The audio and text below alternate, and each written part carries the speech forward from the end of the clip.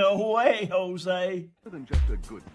The following footage proves beyond any doubt that the tanks intentionally set the house on fire.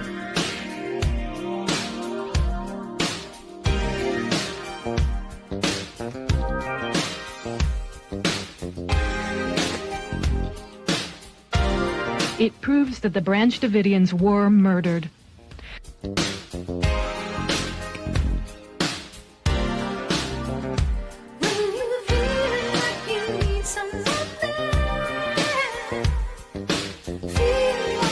You can see that this tank has a gas jet on the front that shoots fire. You can also see the fire quite plainly.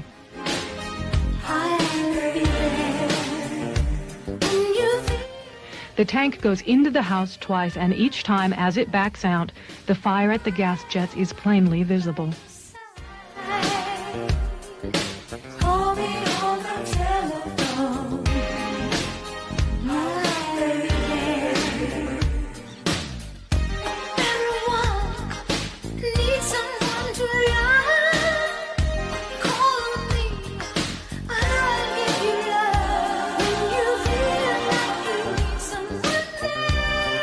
We must all do more to recognize and look for the early warning signals that deeply troubled young people send.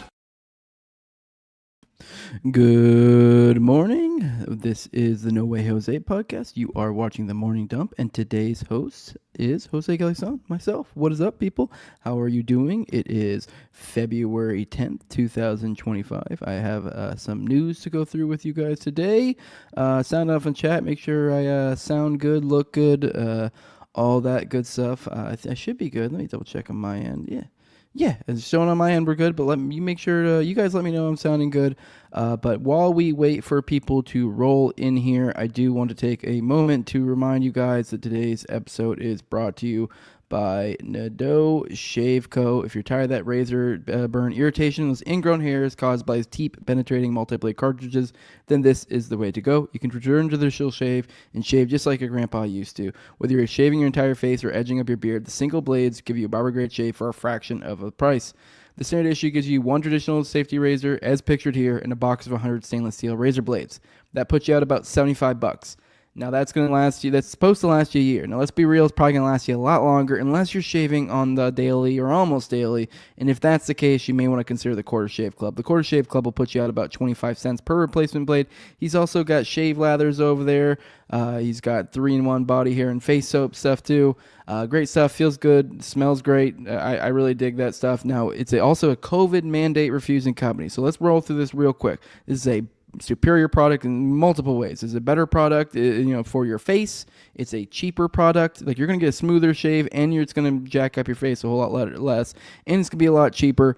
And then on top of it, it's from a company that doesn't hate you, supports your values. And then, last but not least, you can get an additional 10% savings if you use code Jose at checkout for your order. But with that, guys, let's go ahead and get back into it. Let's check in with you guys, see what you guys have to say. What's up, Voodoo? We got Voodoo's here saying hello, friends. Tommy saying good morning. Nignogs. Uberladen 69. Ooh, I love that. That's a nice name. I dig that, Uberladen. And then Tom saying, all good. Hell yeah, Eddie's here. The whole morning crew is running in. The poo crew, the morning poo crew, where everyone's rolling in right now. But all right, well, we paid the bills, so let's get into some actual content. I know we got everybody here. Let's go to check out what's going on in like the anti-war type sphere. So let's look over here. There's a few of these stories I want to go through with you. Obviously, I do want to always recommend you guys go check out Dave DeCamp, or just go read these stories. Check out Dave DeCamp. He covers all of these. I'm not going to cover it like Dave because I'm only going to cover a few select ones that caught my eye. There is I thought it was kind of interesting. The Saudis, I guess, had a pretty hard, how do I put this, a pretty strong retort to claims between, I guess, Netanyahu and I think even us. Some like the Trump people were kind of implying the Saudis might take some of these Palestinians, and they resoundingly said no. I'll just read the statement just because I thought it was kind of funny, because Saudi Arabia is typically kind of perceived as a bit of a vassal state in some ways, or vice versa to us. So it is kind of funny to see them like buck them like fuck you, because I mean they still are a Middle Eastern state that still has people within their state that are not going to take well if they kind of just fall in line perfectly to the extent of like actually taking in Palestinians and facilitating the move or facilitating the involuntary move. They have a lot of political L's to take. Essentially, it's not a good look for them. So it's just it's funny that they bucked back in this way. But the Saudi Foreign Ministry said recently that it stresses its categorical rejection to such statements that aim to divert attention from the continuous crimes committed by the Israeli occupation against the Palestinian brothers in Gaza, including the ethnic cleansing they are subjected to. The kingdom affirms that the Palestinian people have a right to their land and they are not intruders or immigrants to it who can be expelled whenever the brutal Israeli occupation wishes. So I just thought that was kind of funny.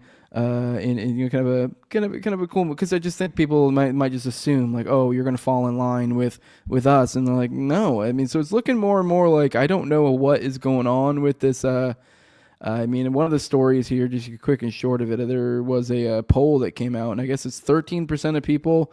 Obviously, I don't know. I'm not going to go into specifics on how they were going out polling, but I don't know. This seems to kind of comport to my understanding of the world. Is about 13% of people are saying it's a good idea, which is not good.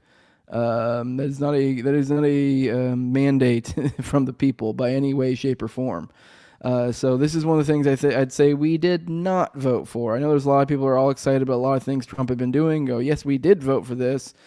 This is one that kind of didn't. This is, even with as much of people known him to be a hawk at times, this is kind of pushing it. The idea of that we're going to own over in Palestine. I still don't. I still think it's probably some sort of negotiating tactic, but it's kind of a retarded one. I guess the other, there's two more that I kind of want to go through for foreign policy. There are reports coming out of Israel that Netanyahu is planning to try to sabotage the truce in multiple different ways. I'd be completely unsurprised if that does happen. So it's bummer. But the main story I did want to cover today is there was confirmation. This is from the Cradle. An ex-Israeli war chief confirms issuing Hannibal Directive to kill own civilians, soldiers on 7 October. So this is a higher up. Apparently, it has already been confirmed multiple times before that this is a thing that happens there. But at least particularly in this skirmish, I guess skirmish is probably not the right way to put it. But in this ordeal, I guess this is kind of one of the higher up ones. So let's look through this real quick.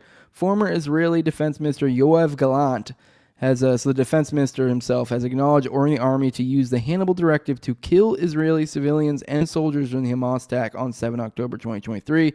And I don't think he's going to get into the specifics on when and where. I know a lot of people presume, particularly when you look at the Nova Festival and you look especially like the parking area with all the vehicles that just look like they had been, I don't know, maybe like bombarded with a helicopter or something. A lot of people have some thoughts on that. It looks like that may have occurred there. But yes, he confirmed it. The distinct thing here too is that's different about this recent bits of Hannibal directives. I think this is probably one of the more public examples that of an exposure of this happening. Usually, it's kind of people plead ignorance or denial when it comes to this. But this one has changed, and now that civilians are being included, because typically what people would mean when they spoke of Hannibal Directive, the idea would be if let's say Palestinians, let's say Hamas, let's say they kidnapped a few IDF soldiers, the idea would be that the protocol would be to kill the soldiers and the Hamas people, so that way they can't use the soldiers as leverage. Which, while that does feel pretty fucked up, and I agree, I definitely would not be how I would run a military unit. One can understand, and there is, when you are in a military unit, there is some sort of, I would say that there is a level of buying into the idea that you will be used as a pawn in some ways, or that there might be bigger objectives than just you. So I mean, there's like kind of like a buying into it. Like if you are a military. Now it gets a little bit more complicated, obviously, because I'm pretty sure, if I recall correctly, Israel has mandated service to the military. So A little bit different story. Now it is kind of a coercive thing. But either way, beside the point, let's just assume this is a fully voluntary force just to make it easier and to make the moral lines a little bit less gray here. If it was a military entity and if they are killing their own military members in order to prevent them from being able to use their military as leverage to destroy their military or their people, I don't know. There's an argument to be had there. But now once you start including civilians, it gets really dark, and that argument kind of flies out the window. Obviously, the argument kind of already wasn't really there to begin with, because I'm pretty sure these people are mandated. But yeah. So I don't know. Either way, I just it's interesting that this is a confirmation. Now, during an interview with Israel's Channel 12 on 7 February, Gallant admitted to ordering the controversial protocol that involves killing captives along with their captors. When asked whether an order was given to implement the Hannibal Directive, Gallant responded, "I think that tactically in some places it was given, in other places it was not given, and that is a problem." I mean, the way that's worded is a little bit, I don't know, what the hell does that mean? You mean it's a problem that wasn't used or that it was used? Here's a clip of him, I guess, saying it. Oh, sorry. Let me turn that down a little bit. It's a little loud. I got to translate. So it says, was the order given to use Hannibal Directive? I think tactically in some places it was. In other places it was not, and that is a problem. I mean, obviously it's literally exactly what I just read for you, so I don't know. I guess you can kind of look at it for body language. Any idea? So I don't know. Even then, this is kind of stretching to call it a confirmation. I mean, I guess it's. Let's be real. It kind of is a confirmation, but you could use legalistic language and say, "Oh, that was I was just saying I think," and you're like, "Well, you're the guy that should know." So, I mean, we're going to take this as a confirmation, but it is weird. What does that mean? That's a problem. Israel claims Hamas killed roughly 1,100 Israeli civilians and soldiers during its attack on Israeli settlements and military bases on 7 October as part of Operation Al-Aqsa Flood. Now, let's imagine some of those weren't Hamas.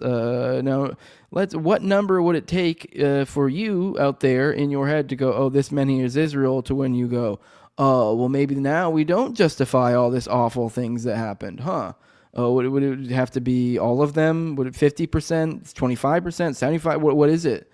And I don't know. I think it kind of and I might see a little bit maybe a slightly darker perspective to the Hannibal Directive. Maybe it isn't only just so they can use leverage. Maybe it's also so they can kind of in real time essentially pull off essentially a real false flag. Like, oh, this really did happen, but we're going to amplify these numbers big time so we can justify a fuckload. However, Israeli forces killed large numbers of their own civilians and soldiers during the attack. The army dispatched attack helicopters, drones, and tanks on its own territory to respond to the attack, killing not only Hamas fighters but also Israeli civilians and soldiers that the Palestinian fighters attempted to take as captives back to Gaza.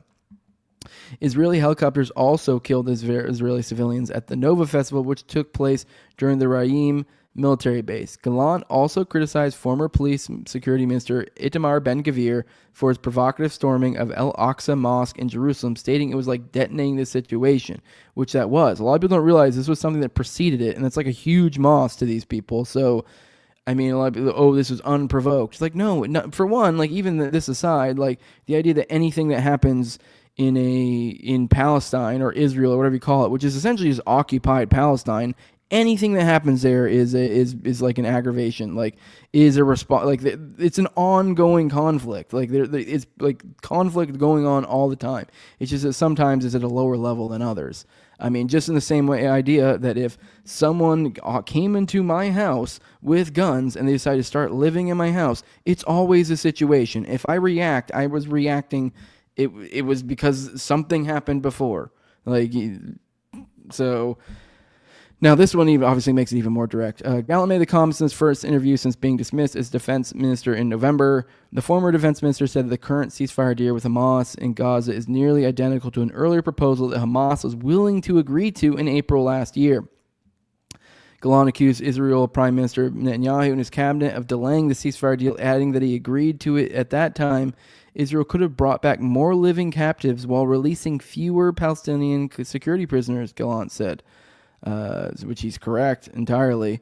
Many of the 251 Israeli soldiers and civilians successfully taken captive by Hamas were later killed by Israeli airstrikes and friendly fire from soldiers. I think that the Israeli government did not do everything it could have to return the hostages, Gallant stated. In January, Israel's top general, Herzi Halevi, resigned. He cited the terrible failure of security and intelligence related to the Hamas attack. Israel's subsequent war in Gaza has killed at least 47,000 Palestinians, with some estimates suggesting that the death toll exceeds 200,000. All right, let's check back in the chat. Threw a lot at you there, but I just thought there was a lot of interesting stuff going on. And over in the anti-war news today, man, a lot of you guys had a lot to say in the meantime. Late and gay. God damn it. Sorry, guys, I started a little bit late today. I was running late. I had something came up last minute, so I had to run around over and go do a little errand and then come back. So whatever. Tom's with us today. What's up? What's up, Doctori? What's up, Screwed Up Rebellion? And saying Saudi is Trump's largest donor. Also, is it his largest donor? I know Miriam Adelson gave him $100 million, so I don't know if you'd be able to say he's his largest donor or not. I'm not sure. Either way, it is a big donor, and they are a big player. So seeing that we're in a situation where no one's essentially willing to go along with this plan, and we're also dealing with people that don't want to move anyways, kind of rocking a hard place. I really don't know what the end goal is here, other than returning to hostilities. And I mean, are we really going to try to pretend to be Captain Sabaho and really do some sort of operation to try to get these people to move and play it off, and maybe, I guess, borderline force these people to move, but then play it off like we're being the good guys? I don't know. I mean, especially since he keeps framing this as we're going to have nothing to do with anything. Then it's bizarre. So Dr. said, I read this plan, pissed off everyone in the Middle East, making them all the most unified they've been in decades. I used the same method to make my football teams unify when rebuilding a program. I mean, there is something to that. I mean, I keep shitting on it, but it is just such a level of retarded gambit to throw on the table. It is just like, I struggle to see it as anything other than retarded, but it is like one of those things that are like, yes, okay, maybe he is pretending to be retarded, but maybe pretending to be retarded somehow works here. I don't fucking know. We'll see. I guess maybe I'll eat my words later and be like, that worked and something cool came of this. But I really don't know what the fuck unless that was like, I guess you could make the point that he was just trying to piss them off, and the idea is to create this, go be so flagrant and make such flagrant proposals that essentially the reaction, everyone's like, oh, look, Trump's not getting the reaction. Maybe that is the reaction he wants, but I don't know. Now we're getting to 6D level, Chaz, and this just feels like a ridiculous level of cope for me. I don't know. But we'll see. Maybe I'm wrong. It's really hard to say. Voodoo says Merrick Garland was appointed state attorney general in charge of the OKC case by Janet Reno. Sure was. Yeah, we've covered that multiple times on the show. A lot of people don't know that. That is true. A lot of people don't know that. A lot of people don't know he also met with Hillary Clinton the day before the trial, and he had literally a day in, like you flew into D.C., flew back out, like a day in and out type deal. So yes, he definitely. And then he also was diverting attention from John Doe 2 and all the other shit. Yeah, he's a lizard person through and through. That's for sure. Some name some schism says you love. I love you too. Thank you. Thanks, Jose, says Voodoo. I've been listening on Spotify. Hell yeah, dude. Make sure to leave a 5-star review while you're over there. Helps a lot. Also, guys, make sure you leave a like while you're here. He's saying dead men tell no truth for sure. Got the day off, boys, from Eddie. Hell yeah, dude. Drink a bunch of beers. Hell yeah, dude. Don't drink too many, because beer is not good for you and it's a waste of your time. But hey, whatever. If it makes you happy. Oh yeah. Hey guys, how did the Super Bowl go? I don't even know who fuck won. I didn't watch it. So yeah. I mean, let you guys know, is there anything in there worthwhile from like my perspective, from like me being the parapolitics guy? I know there, between all the, and it was a halftime show with Kendrick and a lot of people shit on that. I don't know. Maybe there's something to dissect there. You guys let me know if there is. I mean, I can look into it, but I don't know. I missed that large social event that everyone's involved in. Not to throw any shade. Everyone have fun, do your thing. It's just not my thing. All right. Elon gave double the amount that Adelson did. Saudi prince was on Tucker's prod recently. Okay, well, shit. Well, there we go. Well, shit. I guess the real Jews were the Elons we met along the way, huh? So that's interesting that Elon gave him more. Trump said he was pressuring the Arab countries to find a solution. I don't know, maybe he's pretending to be retarded to make them not be retarded, and then they buck Israel. Maybe just 70 chess. I don't know. It just feels like too much. So halftime show's interesting, but didn't watch. I heard everyone complaining about it, that they really, really didn't like it, which I guess he did some of his more niche songs, and I think it was more like rap type stuff as opposed to like the heavy beat, because he does a lot of lyrical stuff I'm not a huge Kendrick fan, but he's a lot of lyrical stuff, so I could see why if you made some bad choices, it'd be like, why is this on the Super Bowl? But he definitely has music that's like bops that you'd be like, this would be great for a Super Bowl halftime show, so I don't know, I haven't seen it, so I've heard lots of complaints, so I struggle to see how. But all right, yeah, let's get into some more stories. We covered what's going on over there.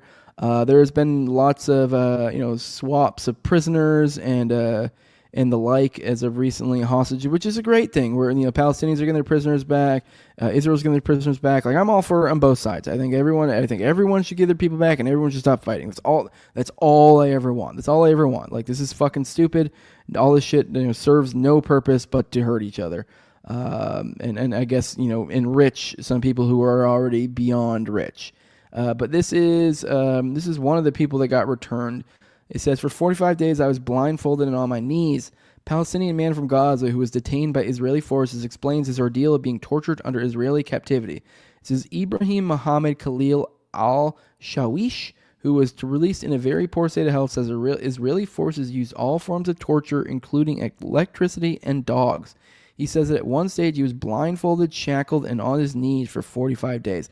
Now just look at this guy. You can see his cheekbones exposed. It's like, we know that for the very least it's not, like, at least that's not faking. Maybe you could make some sort of claim something's faking.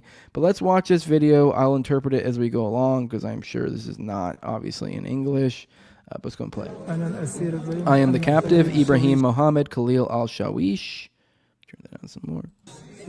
Resident of North Gaza, Bayit Hanun. I was arrested from a displacement shelter. Now I'm pausing here just to take a second so you guys can look at that photo. That was him before being detained. So it wasn't even like he was a naturally skinny guy. He was a plump fella. I wouldn't say he was like fat, but he's that like a kind of a healthy looking fella. Definitely not like ripped or anything or muscular, but he had a healthy layer of fat on him. That's for sure. And this is him now. So there's a difference between then and now. Let's keep watching. In the north, on the 10th of December, 2023. So he's been there since 10 December, 2023. So was that like a year and a half, year and some change? Year and a few months, I think. Yeah, about a year and a few months. I was initially detained in what is called barracks on the border. These barracks had forms of torture that were indescribable. For 45 days, I was blindfolded and on my knees. You can see his leg now. It's pretty gross. Looks like an old man that's in kind of in the failing years of his life. That's what it looks like. But the same posture one would have praying to God Almighty, blindfolded and shackled. One would sleep with shackles on your hands. After that, I was transported to Naqab prison. In Naqab prison, all kinds of torture was there. Whatever form of torture you can think of is there. As I told you, they would use electric shocks on us. Electricity was used in torture. In addition, dogs were used in torture. That is all. Yeah, fucked up stuff. And I guess to top it all off, though, the key point I brought to the story that caught my eye is I guess they're trying to hide away from this. Now we have Ali Abu Nima, I can't even say that name, a director of Electronic Intifada, author of One Country in the Battle for Justice. I'm going to give him a follow. I've heard a lot of good things about Electric Intifada recently. I don't know if it was him or who it was, but there was someone from over at that publication recently that was, we didn't cover it in the show. I probably should have. By the time I caught wind of it, it was kind of already past being in vogue or worth bringing up. But there was one of their guys recently, dealt with essentially harassment from the state of Israel and in multiple countries, if I recall correctly. It was very bizarre. Seemed like some sort of global harassment campaign but anyways, that aside, this is from him. He shared this. He said, Amid shock over the appearance of Ibrahim Mohammed Khalil al-Shawish from North Gaza following his release from an Israeli prison, Zionists have been fabricating claims that al-Shawish was never in an Israeli prison and isn't even Palestinian, and even that he's Iraqi. This is obvious nonsense to anyone who knows Arabic and hears him speak Palestinian Arabic. Aside from his own testimony of how and where he was abducted, detained, and tortured, see the video in the tweet I quote, which we just watched, a cursory search reveals the Zionist lies. Al-Shawish's name is listed among the 111 prisoners who were abducted by Israel since 7 October 2023 and released on 8 February 2025 by the Palestinian Prisoners Media Office. He is number 108 on the list. Moreover, his friends and former students, for example, another post, have posted about him on social media. So they provide. I'm not going to go to it, but I'm assume that that's actually legit. That goes to some. It's a link that goes to another friend supposedly that posted about him on social media. I'm not saying this because Palestinians need to prove our own existence, but to demonstrate once again what desperate and disgusting liars supporters of the Zionist genocide regime are. Obviously, I can't read Arabic, so I'm going to kind of take this guy's word. You can see here, you can see the date, you can see numbers, what number prisoner he was, and then some sort of in Arabic a name. I'm going to assume, because it would be pretty wild if he just put the wrong interpretation. They put a different name there and highlighted it. That would be pretty wild. You'd think there'd be some Arabic person in the world that goes, hey, that's not the right word. So I think we can take his word here. This is from... it looks like they're trying to lie that this guy's wasn't even from that. They're trying to, this is a common thing, which to some extent I can kind of understand, because it is like most people don't pay attention to this stuff. They don't get into the minutia, and so for decades, the type of stuff that gets out into the world is, look at what the Palestinians are doing. Oh, they claim they lied about this, they lied about that. And anytime, someone out there goes, oh, well, look at the Palestinians dying here or starving here or this happening to the Palestinians or this with the Palestinians, you go, oh, well, they find either, anecdotal examples of in the past of this having been of someone faking or exaggerating a situation, or they just flagrantly lie about that being the case and saying they're lying about that, this negative treatment of whatever it is in this example. And that just ends up what's getting leaked out to the world. So the world's impression is like, oh, these Palestinians, they're just trying to do these crocodile tears. Well, meanwhile, they're the ones doing all these awful and don't get me wrong, I'm not saying that's like that Hamas is great and doesn't ever do anything and the Palestinians never do anything bad. That's retarded. It goes both ways. But it is kind of wild, the audacity of Israel, especially when you become aware of the degree to which things get twisted. How often ungodly, awful stories they will a lot of times look at completely, like I know, for example, the anecdotal story. I remember there was a story that went around for a while, and I don't know if it was related to October 7th or what, that there was something about a Palestinian supposedly throwing a Jew in an oven or something. Well, come to find out, apparently that was like something that had happened. I forget, it wasn't like during October 7th, but in some previous thing. But that was actually, that's literally a thing that the IDF did to like actual Palestinians. So you're like, whoa, what the fuck? Like, what is it? We're in like bizarro world when you get into Palestinian Israel, because the type of information that gets out to the world is kind of a lot of times the exact inverse that ends up being the reality. But I think the things are changing, with the landscape of media now. So it is interesting to see that. I don't think this is their propaganda is going to work much longer. So. During the Nakba, Eddie said, I think you're right. I think it was during the Nakba. That was during like the 67 shit. I'm not sure. So, all right, let's pop back in here. Everyone's talking shit about sports ball. Yeah. Hey, no, people can enjoy things. Kendrick basically did all songs about Drake being a pedophile, just roasting him during the show. Great. Hell yeah, dude. I did see that I did see a tiny clip of him saying doing the pedophile thing, which I was like, hell yeah, that's pretty dope. I'm calling Drake a pedophile to the world. And then the whole audience singing, the whole auditorium singing along with it. That's pretty sick. Yeah, wow, dude, look at this, dude, verse the hostages Hamas release. I haven't seen any of the hostages, but anytime I have, it is like, I mean, you do see a lot of the anti-Zionist people parading those around and going, oh, look how great they are. These people love them. And I don't know, some of that stuff does get kind of caught up in like a borderline Hamas worship. And you're like, but there is definitely something to be said of like, I don't know, they seem to be treating them fairly nicely. I mean, that's my impression, is that, which makes sense. Hamas it would make more sense for them too, to treat these people well. Like, they don't really get anything out of, savagery here.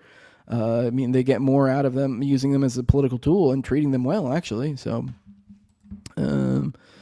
everyone's still talking about football. Yeah, someone says he looks like a survivor from those camps the Allies starved by bombing all the German railways infrastructure. Yeah. Yep. But yeah, I mean, starvation's got to be one of the worst possible tortures. Yes, for sure. Fucked up stuff. So everyone's talking shit about that in the chat. We're fine with closet homo sports ball and just don't. Okay. Yeah. All right, guys, let's get into. This is something from Boltzmann Booty. I just thought it was funny. Well, I guess there's something to it too. So apparently Netanyahu has a U.S. Social Security number associated with 4 different names: Benjamin Netanyahu, Benjamin Netai, John J. Sullivan, and John J. Sullivan Jr. And his file is classified confidential, suggesting he at one point worked for the FBI or CIA. Now, I would also add to that, this is one of Boltzmann's older tweets, so I mean, I don't know, maybe he didn't, this is like a year ago. Maybe he didn't word it perfectly, like maybe he meant to say with, but I don't know, we're going to read the excerpts, and maybe there is more reason to, for the 4. Yeah, I don't know, that would make me think maybe he used to be Hamas, or not Hamas, Mossad, or something along those lines. So, all right, let's go to read this. I just found it funny. Here we go. Nevertheless, Netanyahu's files differ from those of most U.S. citizens. The Israeli weekly Hayir reports that 4 requests for credit approval appear in U.S. Social Security file number 020364537.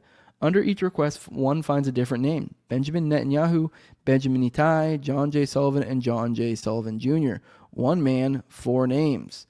Benjamin Netanyahu is the name Israel's current prime minister was given at birth, and which he now uses.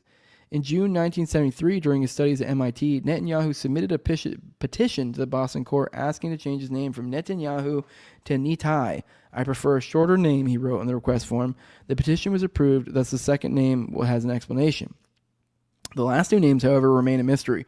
Furthermore, the address attached to these names, somewhere in Malibu, California, does not exist. Who then is John J. Sullivan? Gorn and Berkovich, this is a different excerpt, then attempted to examine Netanyahu's Social Security file, but were denied access. They did, however, find out that Netanyahu's file has a different classification than most. They were denied access not merely due to the 1974 Privacy Act, but because the file had a confidential classification.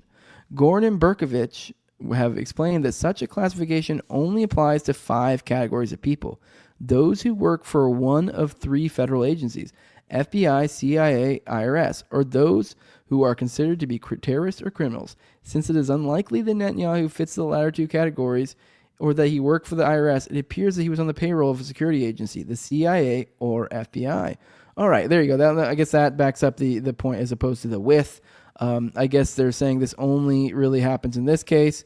Now, I guess maybe you could make the case that he could get so in bed as a Mossad to where the extent that he'd basically be on the payroll, kind of working for both. But that is interesting, but also a little bit unsurprising. And by that, a little bit, I mean a lot unsurprising.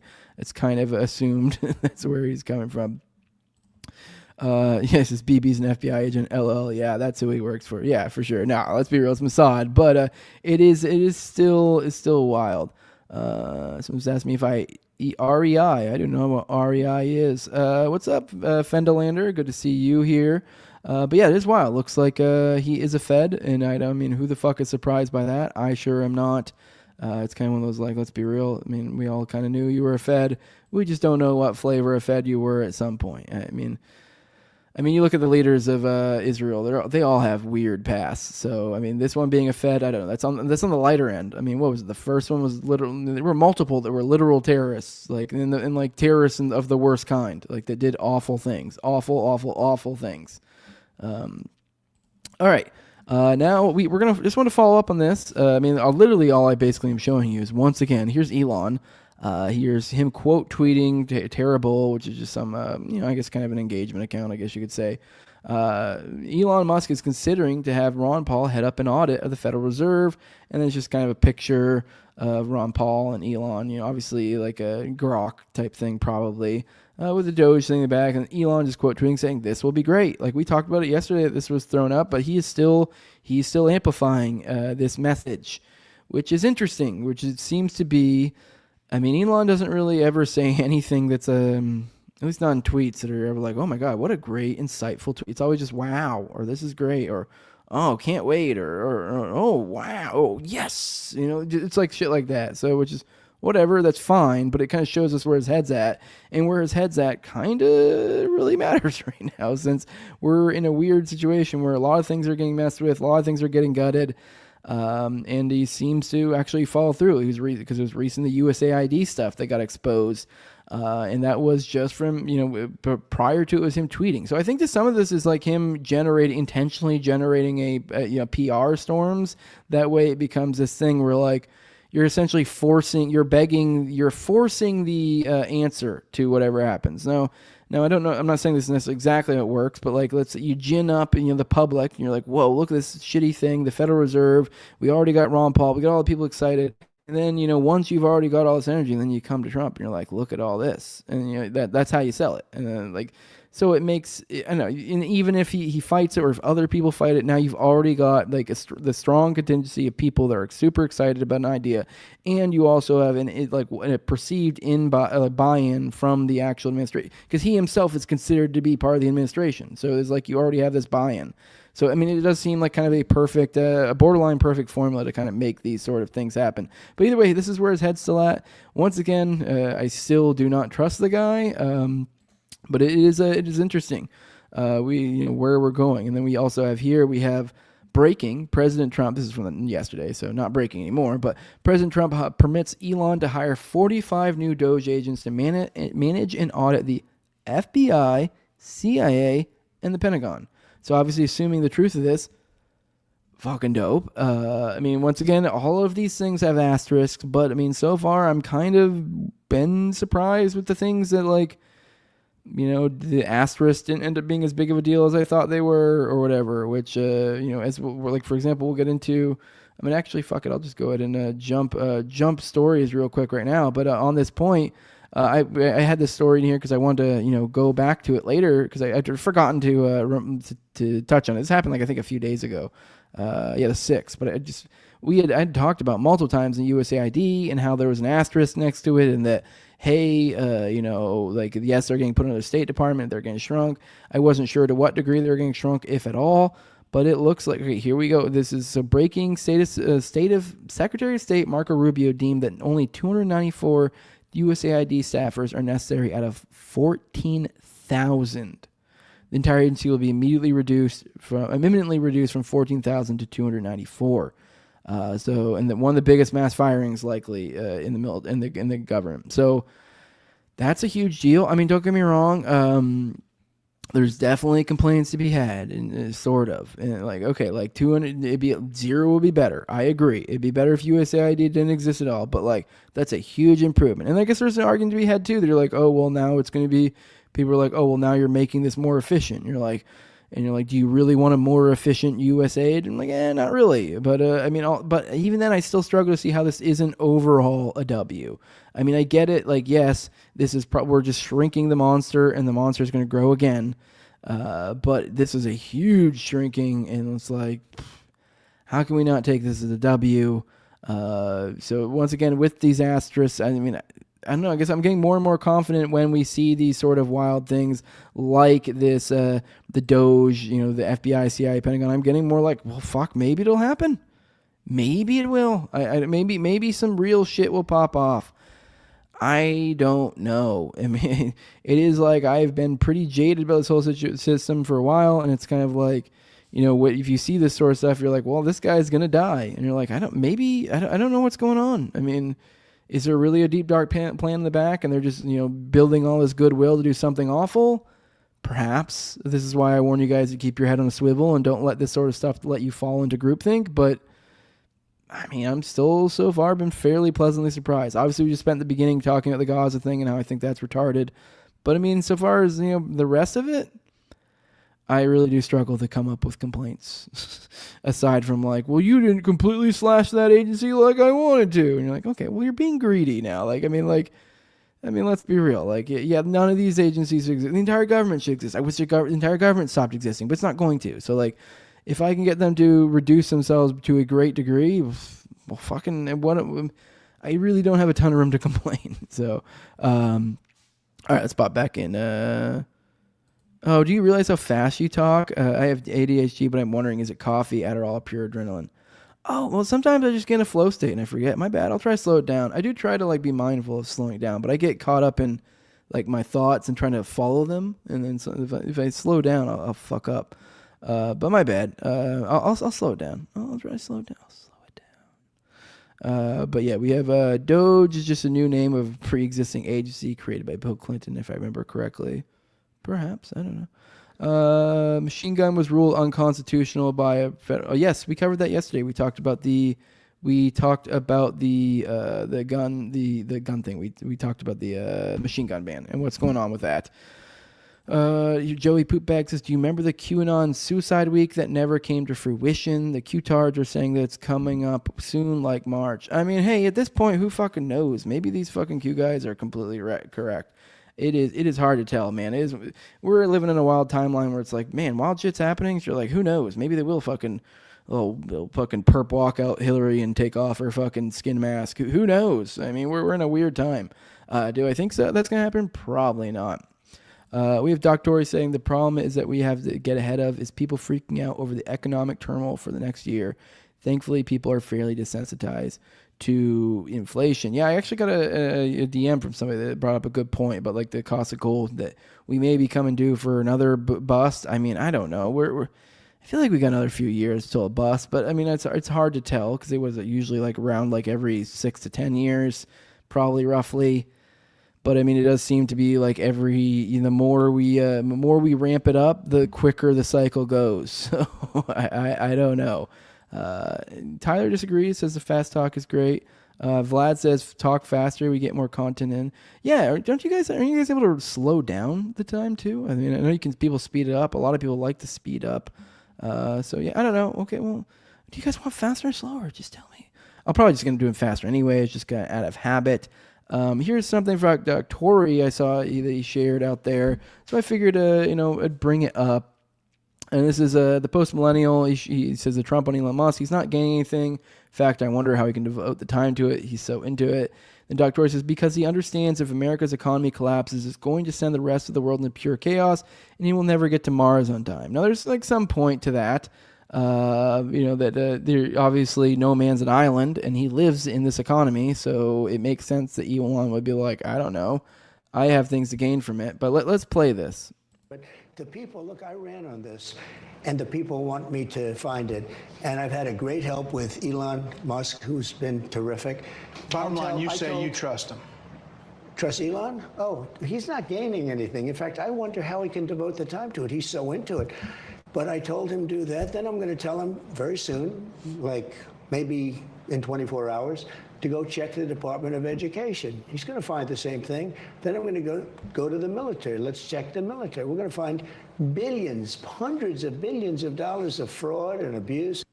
All right, now a couple things to say. Obviously, I love this energy, the idea that like, hey, we're going to keep going. He seems to be completely on board with it.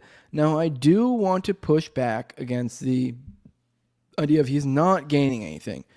Now, this reminds me a lot of the nonsense you'll hear about anyone. Like, you'll hear people going on about Elon and it comes to free speech and X, and they'll kind of just like, they'll get down on their knees, they'll unzip a zipper, they'll kind of, open the fly, like that type of stuff. There is truth to it, but, and they'll be like, oh, this guy has nothing to gain. He came out of nowhere and he saved the world. And now we have free speech. And like, this was all just such a selfless act. And he's such a beautiful person. And I don't know. I get a little sick of it. And it's like, maybe he's just that much of a benevolent soul that he's just like, I'm going to do all these things out of the goodness of my heart. Or did he not realize that, hey, there are things to be gained here, and these are big things he was doing, and there are things to be lost as well, so they are gambles, but such is the nature of a lot of business things. I think that maybe when it comes to this stuff specifically, it's a little bit more abstract, the sort of gain he has. But at least specifically when it comes to like Twitter, that's probably the best example, and people will point to that. I think he has a lot to gain from that. He's talked about before about like, I believe he's made implications about wanting to be kind of like an everything app, and looked at like I've heard talk about like kind of looking at what was it, the MeWe, Asia's app, and like he kind of talks about like kind of wanting to expand this. He's also like kind of had he's been working on AI, so this is kind of like one of the greatest databases in the world. But point being is it's not a perfectly selfless move, and that's fine. I'm Mr. Pro capitalism. I am so for capitalism. I am for people turning profits, but don't play the stupid game where you go, oh well, he's just the greatest person ever, and he's just doing this because he's so fucking cool, and he just loves us all, and he wants us to tuck us in at night and give us smooches in the foreheads. Like, no, he's a human being who has profit to gain, and that's great. I mean, if we can make profits align with good things, that's awesome. And that seems to be kind of maybe what we're seeing. But at the same time, you also do need to be aware that this is a human being who has things to gain, and maybe keep an eye on those, because you never know when those things might not be aligned with the sort of we may not align with what we want. So it's a good thing to keep your eyes open. But either way, I do think I think this is cool. I still think it's cool. I just think people should still not say retarded shit like that, basically, because I think that can possibly in the future lead to negative consequences once you start falling into that line of thinking. All right, let's fall back in to the chat. So Screwed Up says America has 3 times more oil reserves than Saudi. Yeah, it'd be cool if we started tapping into them. And more natural gas than almost anyone with a developed economy. Yes, for sure. Eddie says, when I was active duty, we always joked the Navy's core values are fraud, waste, and abuse. The whole military's core values are fraud, waste, and abuse. So I'm assuming you were Navy, so that's why you said it. You're making fun of yourselves.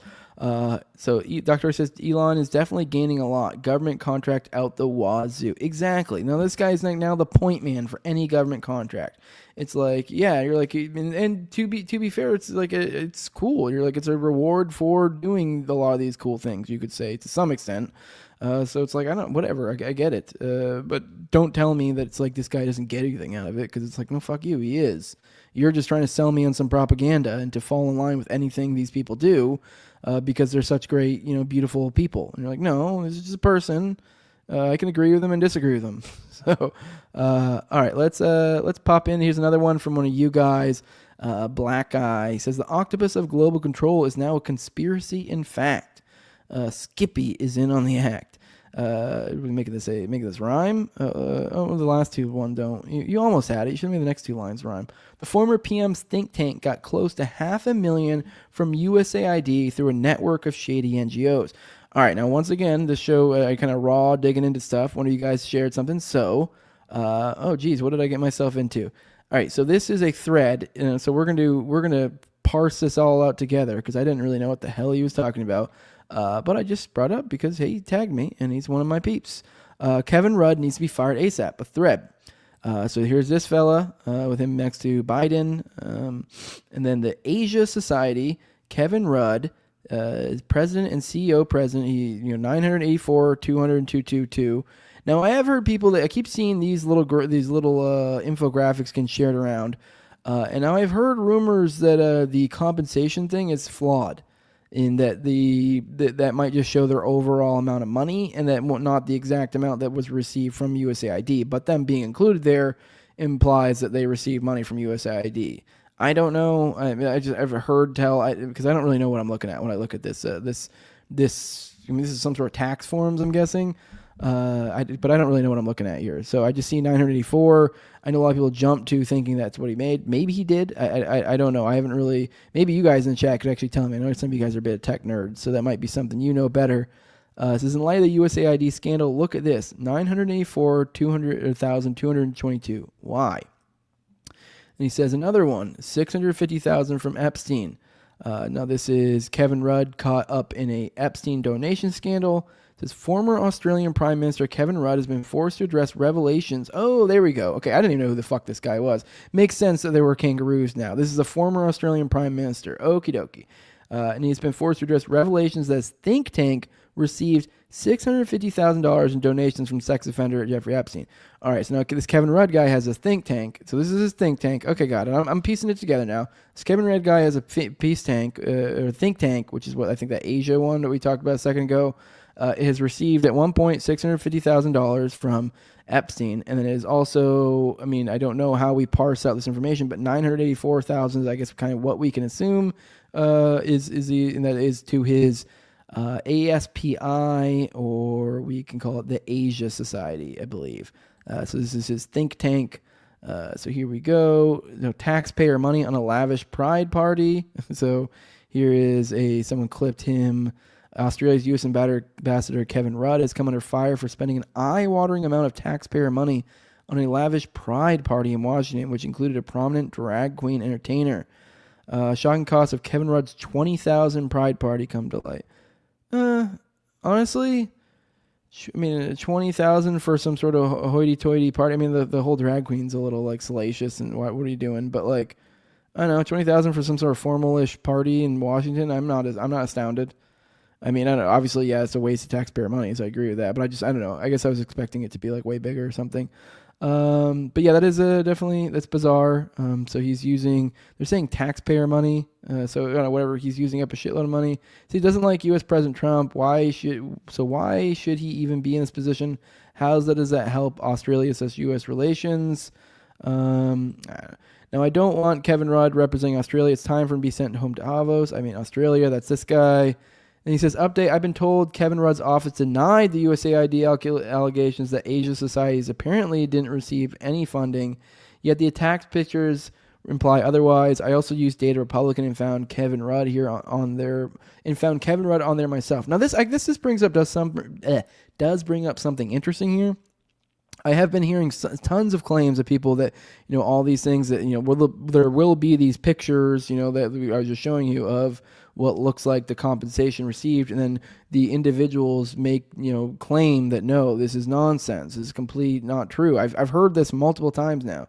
Now, I don't know where this information is sourced from, the degree of the certitude of any of it.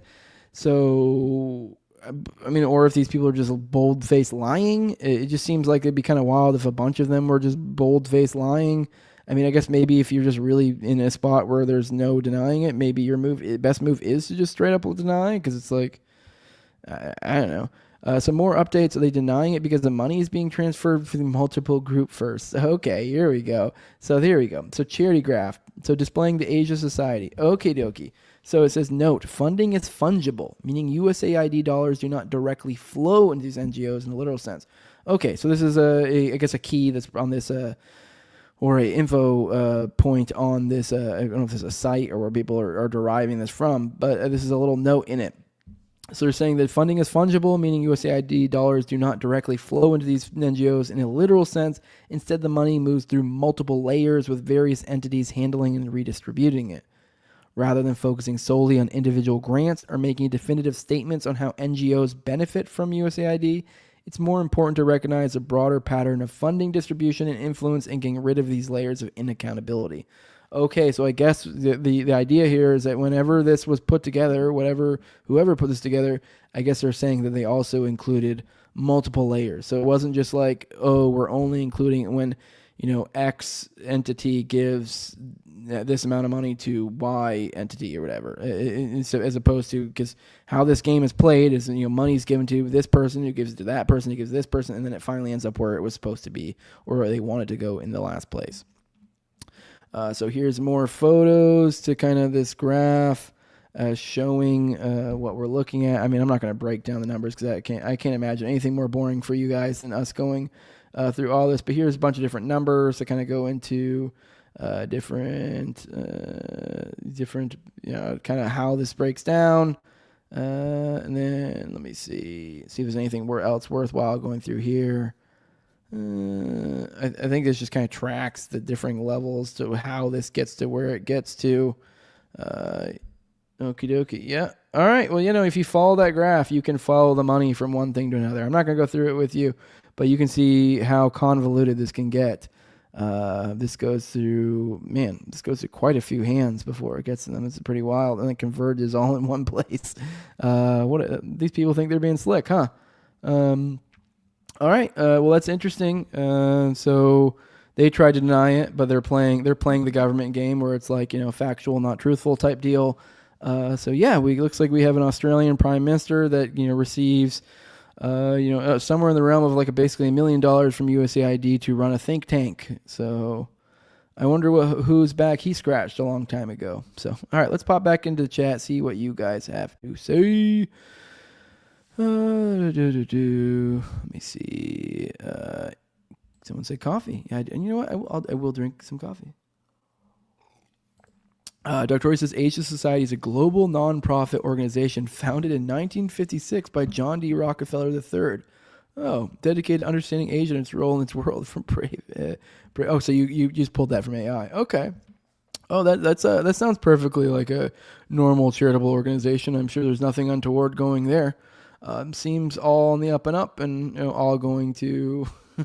Yeah. Hey, what's up, Sadie's? PGR. What's up? Yo. Voodoo says, I'm already sick of this yay controversy. It's a psyop, plain and simple, meant to waste our time and distract from resisting important things happening right now.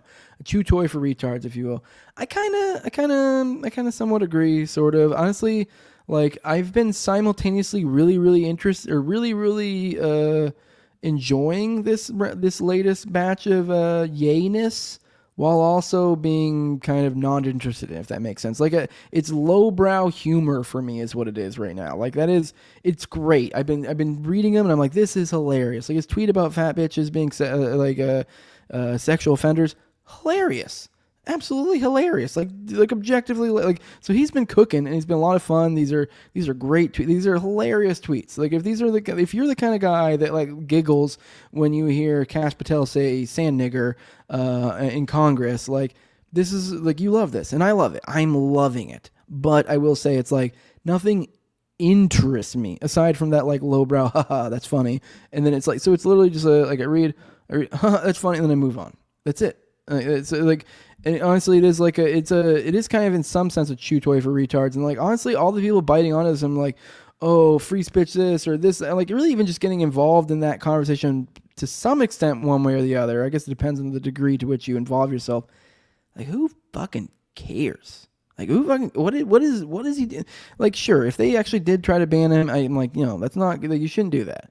But like, at the end of the day, like, okay, cool. He's saying nigger and Hitler and this and that. You're like, okay, laugh and then move on. I don't get why all these serious people in the world need to make this a serious issue. Like, it doesn't. Like, he's already proved he's kind of not a very serious person. So just stop treating him seriously. I don't know.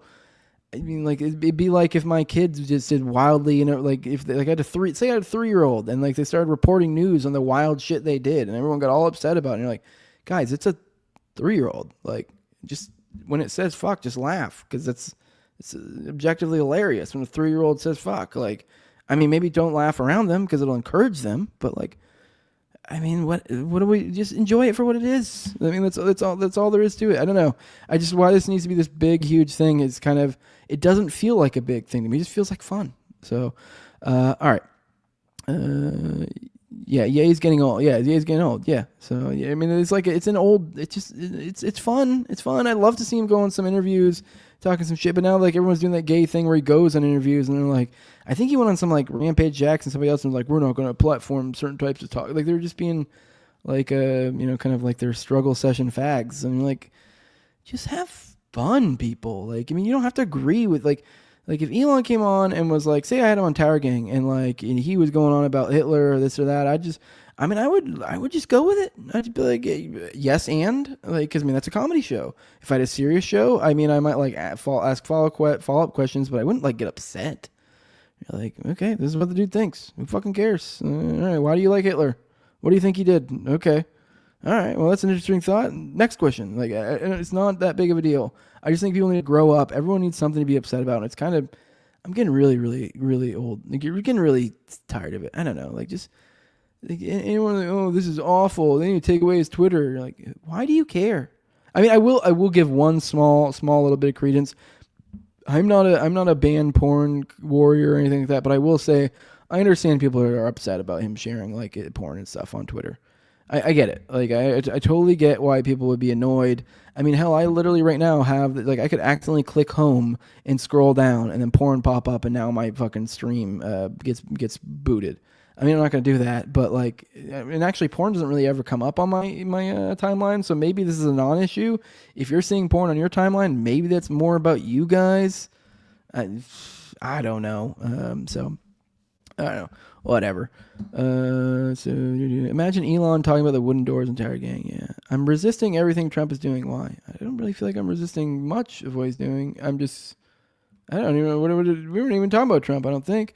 Bizarre, but okay. I don't know. I mean, I'm not a fan of the Middle East stuff, that's for sure. But I've been kind of, I don't know. I've been pretty hype about a lot of this stuff. I am warning caution. Don't get sucked up into a cult of personality, because that's how retard shit can happen later.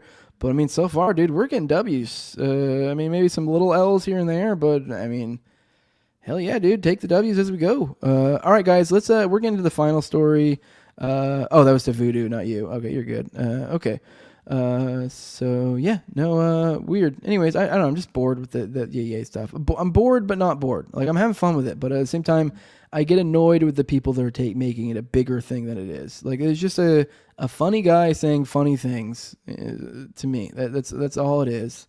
So, and whether he believes them or not, I don't even care. I don't care, because I don't think Elon or Ye is going to take over power anytime soon. And fucking, I don't know, march tanks down fucking Central Square or whatever the fuck. Like, I'm not worried about it. But all right, guys, the final story of today. This is an old one. This is Richard did a thread recently on Danny Coulson, which we've talked about on the show. He was the guy who kind of ran the Oklahoma bombing investigation. He was the lead investigator. So we're going to go into that. There's a lot of weirdness in where he was at the time of the bombing, because it looks like he was in Oklahoma City during the bombing, which would be quite the weird coincidence, but which we probably could let go, except for the fact that he then lies about it later. So you're like, whoa, what's going on? Why would you lie about that? But all right, let me get a sip of coffee, checking on you guys' chat real quick. Okay, you guys are arguing about Trump in the chat. Okay, I see. Cool. All right, let's get into this. FBI honcho Danny Coulson was in Oklahoma City 9 hours before the bombing. We have his literal receipt for his hotel stay, which is time-stamped. He made up a bogus story about how he got to OKC in his memoir, which doesn't stand up to scrutiny. So here is the embassy suites. We can zoom in. We can see a date at the top, 19 April at 0:20. So he checked in at arrival date. I mean, I can't really make those out. I want to say it looks like they're saying that this was at 0:20, which would be at midnight. I mean, granted, I guess the thing could be wrong. They're a little, machine or whatever that does this. But assuming that's true, it looks like he checked in at and he said 9 hours early, so it is also true. So he checked in at midnight at an Embassy Suites motel at midnight, 12:20 actually. So that's bizarre. And then he checked out 8 days later on 27 April at 11 o'clock, that'd be 11 in the morning, so 11 a.m. So, all right, that's interesting. We have that confirming that. I mean, hell, we can even see his charges to the room. So, okay. All right, here we go. Here's Danny Coulson for those who just want a picture of who this guy is. So let's keep going. Legendary reporter J.D. Cash obtained that hotel receipt, and he also later suddenly got a high-level DOJ source, in quotes. I believe that J.D. laid off the hotel and early arrival in OKC with Danny. And in return, Danny served as a source for J.D. Okay. All right. Well, that's an interesting theory. So the theory is that J.D. Cash essentially held off. I believe he's saying that he held off on releasing this information on the condition that Danny would kind of help him out. Which, okay. Another reporter tried to do the same thing a few years ago, hold that receipt over Danny's head, and he got fired from his job when Coulson sicked his lawyers on the journalist's employer. Tellingly, the reporter had no plans to write any story about this, and Danny overreacted.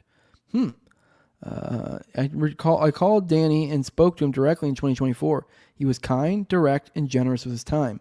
When I mentioned the well-known hotel receipt he produced for me in other story. This one about a kid's soccer game, which also failed to stand up to the slightest scrutiny. Danny must have made up the soccer story on the spur of the moment, because if he had thought it out first, he would have remembered that kids' soccer games are on weekends and not during school hours when the kids are in class. That does hold true. I will say, wrestling, for some reason, their times are all over the fucking place. They do meets at weird times. But I mean, we're talking, that's high school. So, but we're talking kids soccer. I mean, it's usually going to be in the afternoon or on a weekend. I've played soccer my whole life. My kids have played soccer.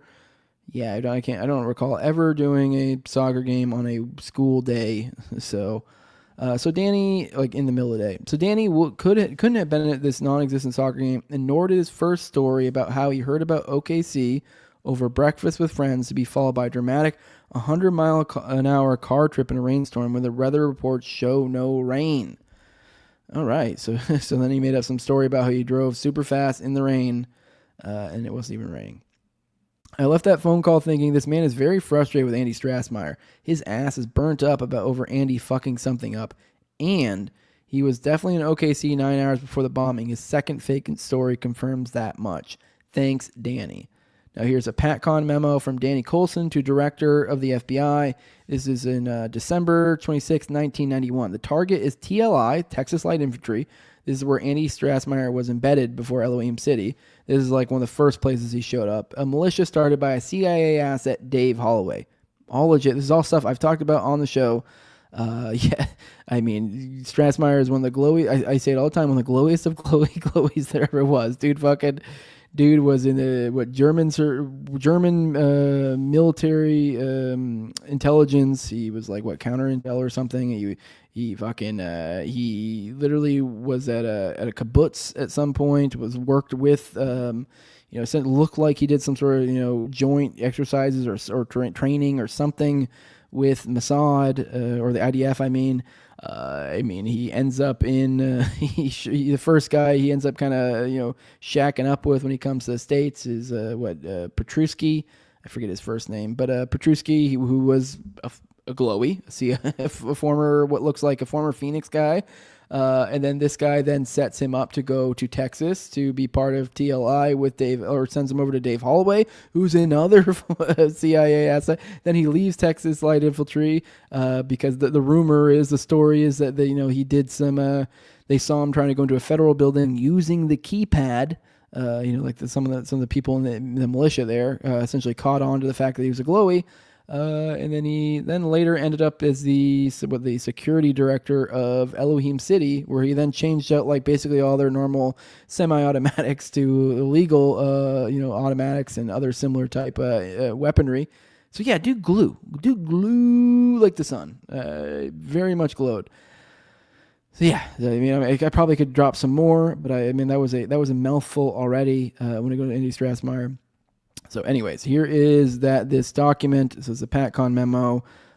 So this is, to the director of the FBI from, once again, this is from Danny Coulson, subject, Texas Reserve Militia, full investigation authorized on intended to expire. This is back in 90, intended expired in 92, closed for the bureaus, an original and 4 copies of a letterhead memorandum containing a summary of investigation conducted in the last 180 days in relation to this full field investigation authorizing caption matter.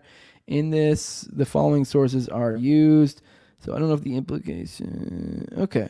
PatCon was a Coulson and Potts joint, is what he's saying. Oh, so the implication that he was involved in PatCon before this. So maybe the idea is that then he kind of rolled into it. The OKC bombing investigation, he likely may have had some. I think the implication here is that he is connected between these two threads, essentially, from one thing that rolled into the other. And so then he rolled from one thing into the other.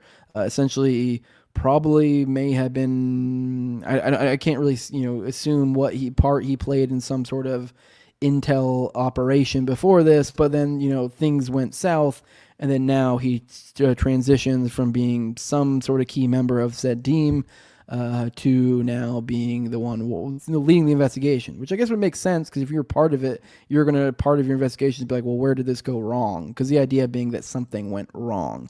And, this is, there is an ongoing theory that I propose that this PatCon essentially got infiltrated by some sort of other op. And this isn't like exclusive to me. It's, I believe Richard kind of has a similar take on this and others.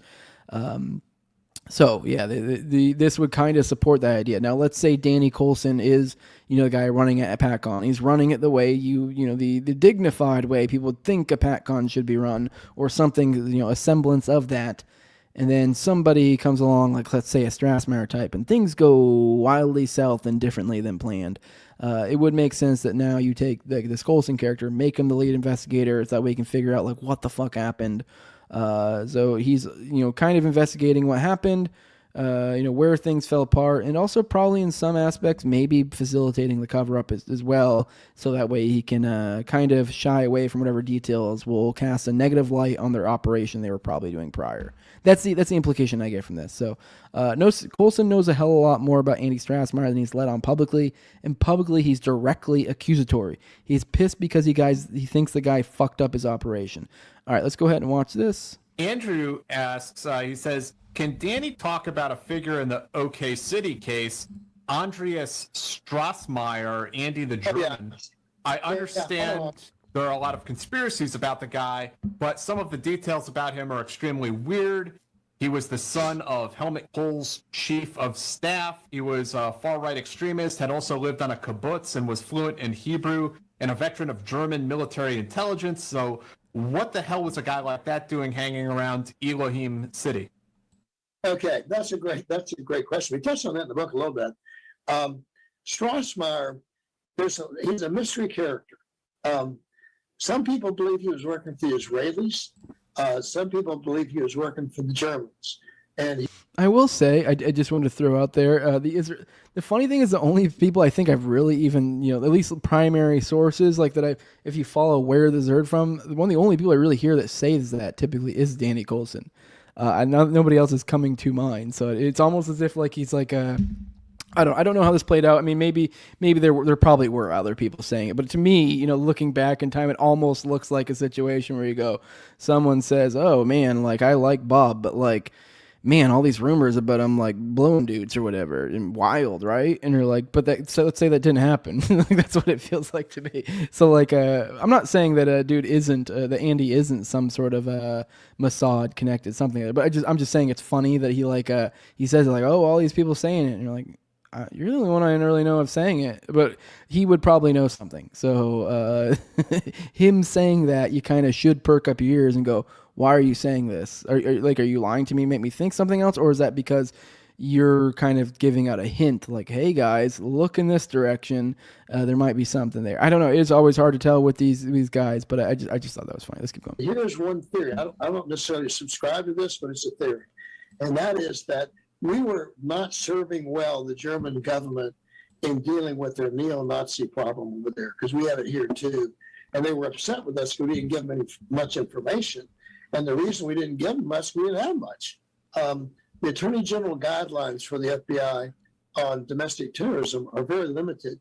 So frankly, it's almost to the point of committing a crime before you can ever even open a case. So one of the theories is that he may have been the instigation of McVeigh to blow off the Murrah building to raise the consciousness level of neo-Nazis. I'm not saying I subscribe to that, but that's one of the theories. And he was at Elohim City.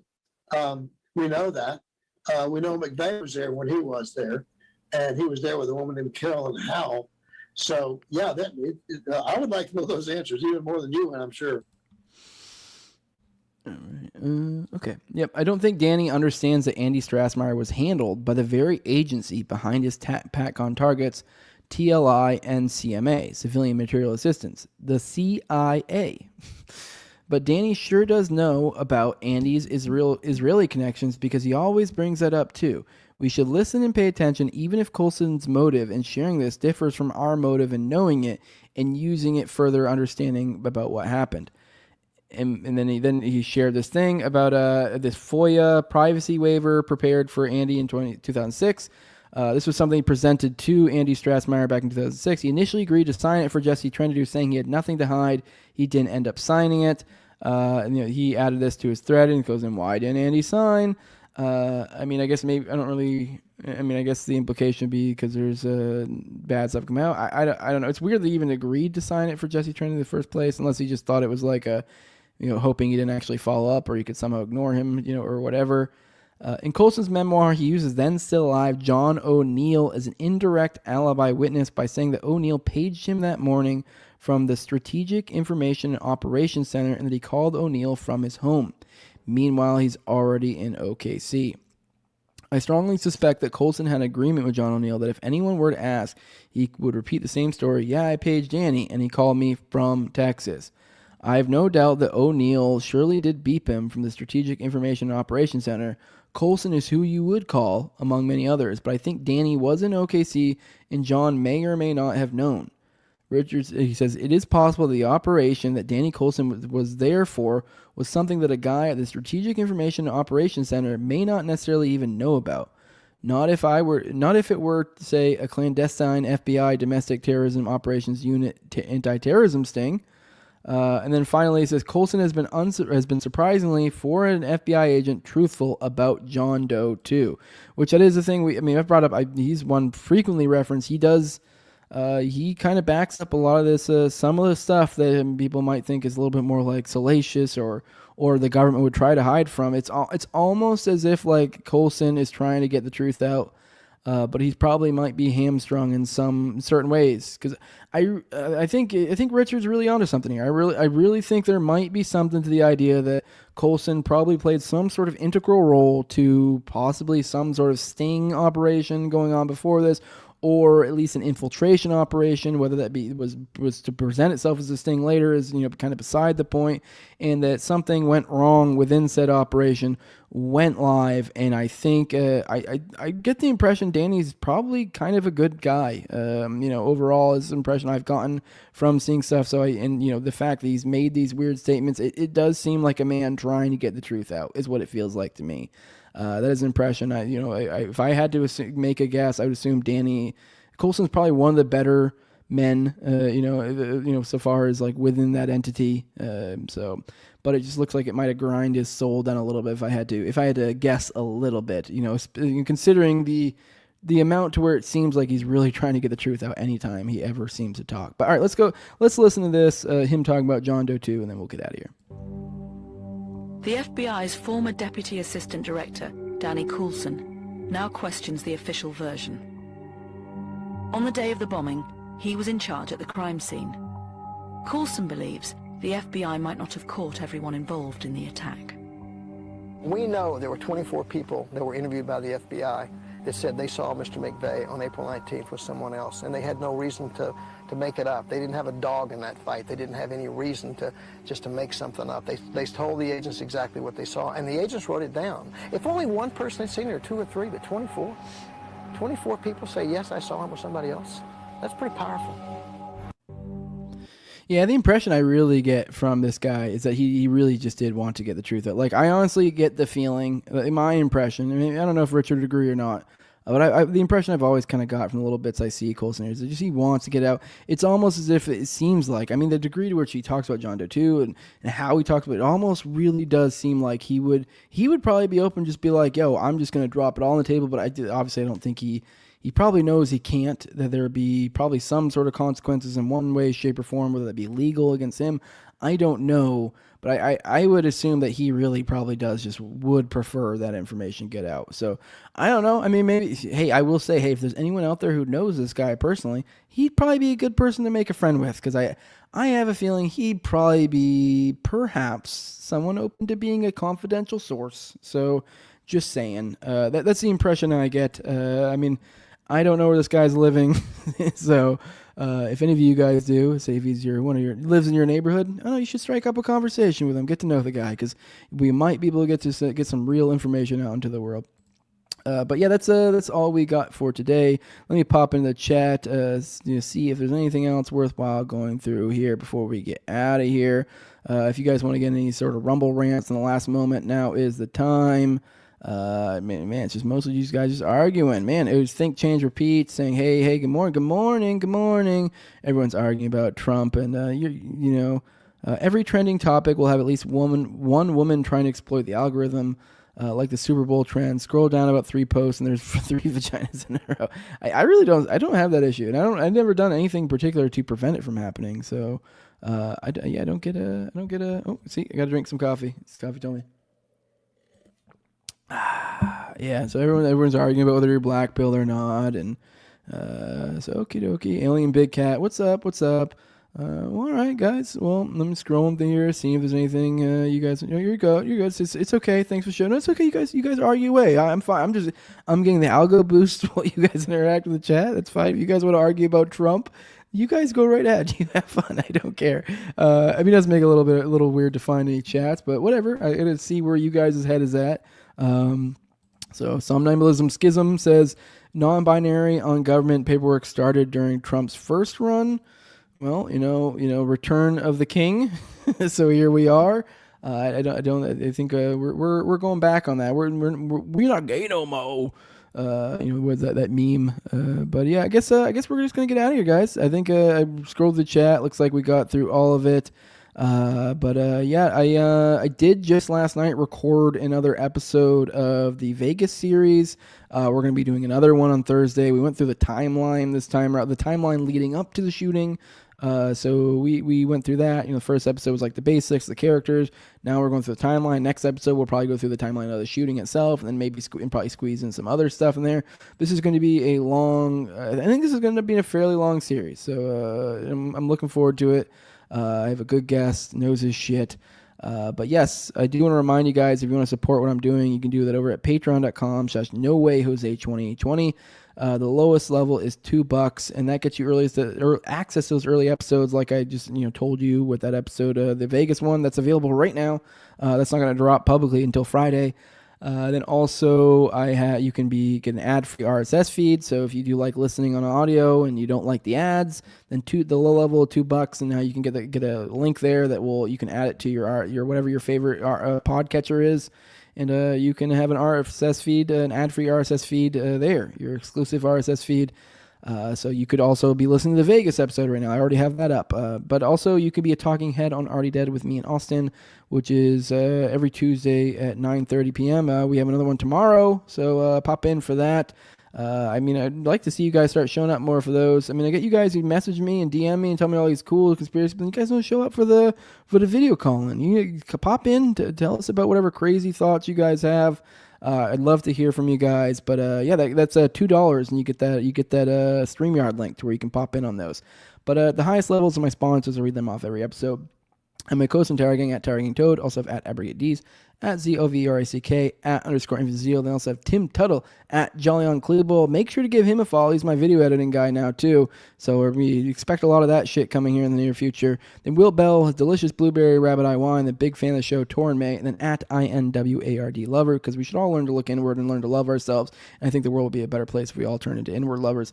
With that, make sure to like, share, subscribe, comment, all the good stuff. If you're watching this on one of the video players, leave a like. If you're listening to an audio podcatcher, go leave a 5-star review. It helps us a lot. Me and Austin are trying to build some stuff this year, so help a brother out. Let's boost this bitch up. Let's go. Follow me on Twitter at TarragangJose. That's where you guys can tag me and stuff if you want me to bring it up on the show. I'm pretty responsive to you guys. So with that, tag me if it's something worthwhile on the show, something current events, conspiratorial, old, new, whatever. Likely I'll bring it up. I usually do, but like, share, subscribe, comment, all that good stuff. We are out of there, bro. How much for a cat? For legal reasons, I'm not saying. Shoot me a DM or something. Just saying. So you're okay. I'm here for that Vegas, so thank you, Jose. Hell yeah, dude. Go hop over to patreon.com. There's no way Jose 2020. Give me some money for that sucker. So I'm popping in, just checking in and see, you guys got a lot of talk there. Thanks for the show. Man, all right, guys. Later, everyone. Bye. Deuces.